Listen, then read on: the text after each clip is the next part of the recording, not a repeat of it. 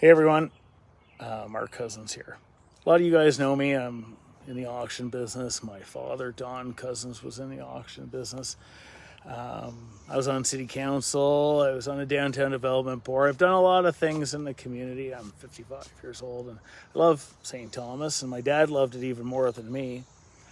And he was a big advocate of local history, and he had a mind like a steel trap. And I remember very well when I was a kid, all these older people come up to me and say, "You gonna be a local historian like your dad?" I'm like, I already knew when I was a kid. I couldn't be that smart. That wasn't my thing. So I ended up getting into military history. I like the wars. We had a relative named Aubrey Cousin who won a Victoria Cross. And my son's name's Aubrey William Cousins. William's my father's, my mother's father, and he was a sniper in World War I. William Gloyn, Aubrey William Cousins. So it wasn't unnatural for me to get into collecting military items, and I collected other things that needed to be governed by the laws. Okay, we're not going to say the word here because YouTube doesn't like that, but things in war sometimes require registration that's governed by our federal government. And then it turns out now that it's being forced by our local municipal police forces. Because back, I guess, about April of last year, I was contacted to say that my license had expired.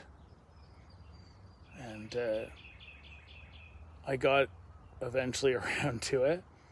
But in the meantime, in like August or so, 3 cruisers showed up at my place, and during a separation and divorce, some of these collectibles need to be in proper storage, and they've been registered and licensed in this country since 1935. They've always been registered, and I've owned these collectibles between 1984 and 1989. I've never bought one since. They've just been very well looked after under lock and key and safe and stuff like that, with proper people looking after them, thinking that I'm going to retire someday and I'm going to get to enjoy them. These are military historical collectibles with stampings on them, stories behind them. That's why I collect this stuff.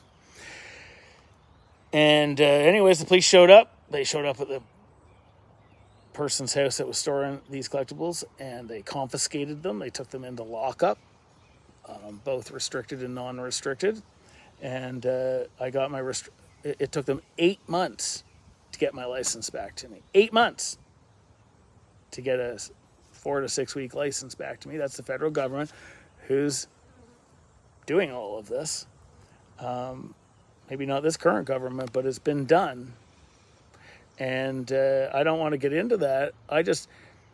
My things that I paid good money for when I was a teenager, because of my love of history, have been taken away by local municipally paid law enforcement, 3 cruisers, 4 $100,000 employees. And I was given a letter 3 months ago that I had 3 months to deal with these. Sell them here in Canada, nothing. Sell them, which I don't want to do. Sell them here or in the States, which again, I don't want to do. I can't have, even though I'm fully licensed to own this type of collectible, I can't get my own back. They won't give them back to me. Apparently it's an RCMP thing. And this is disconcerting.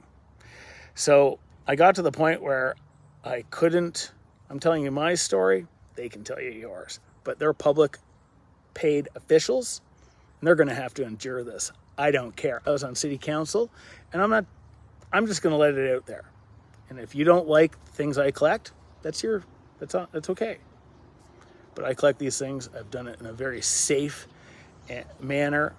I've been a member of many clubs. I know my history. And there's many collectors out there like me that they're not going to speak up. And these thousands of dollars of stuff is being crushed. Historical artifacts crushed because of ignorance. Ignorance amongst the enforcers, the police, the government, the bureaucrats. Anyways, I'm not going to rant on that. Please help. I need help on this. If anybody has any suggestions, with 3 cruisers, confiscated, went to my house, to other people's houses, confiscated these items. They're under safe storage. There's no problem with it. It took them 8 months to get my license back to me. And during that time, legislation and stuff has changed or whatever. They gave me 3 months to deal with them. I contacted a local machine shop. They said they'd done this several times before. The old guy there, we've known each other for years. He's done this before. 2 weeks ago, I told the police I was going to have things deactivated just so I can keep them. And last Wednesday, they told me, oh, that shop isn't regulated, even though nowhere on any government websites does it say that it needs to be an approved site, just that the procedures need to be performed. This is basic welding and machine, like rudimentary stuff. Anybody can do it. And the police get to check them out afterwards so that they're deactivated. I just came back from Europe 2 weeks for the sole purpose of being part of the 80th anniversary of the end of World War II. All of these collectibles are World War II, or the vast majority of them. They're all historical. I'm not the only one going through this, and this is stupid. So I'm putting this out there to our government officials, the higher ups at the police, because so on last Wednesday, I got an email by X.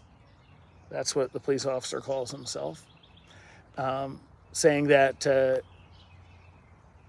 local machine shop won't do, call the gun shop over in London at 10 times the price. I said I'm on it, and I got an email back saying I've spoken to my supervisor. They're going to be destroyed. You know, I wouldn't be putting this out there if I didn't think they were serious. They're serious. They're going to destroy my property. They took it from my possession.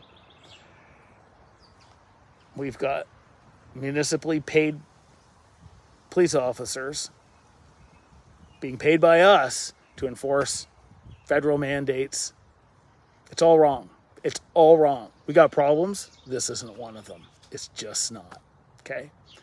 So I'm really upset. Please help anybody, any lawyers or people that are collectors like me that can pipe up here. Please let me know. I'm desperate.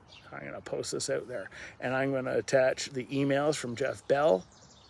And I don't know, I forget the name of the supervisor, but they're public servants and they're going on record publicly on social media. We'll see you wherever we see you. Thanks very much for your support. And I appreciate it if you don't like this sort of stuff. But I'm doing this at the Elgin Military Museum,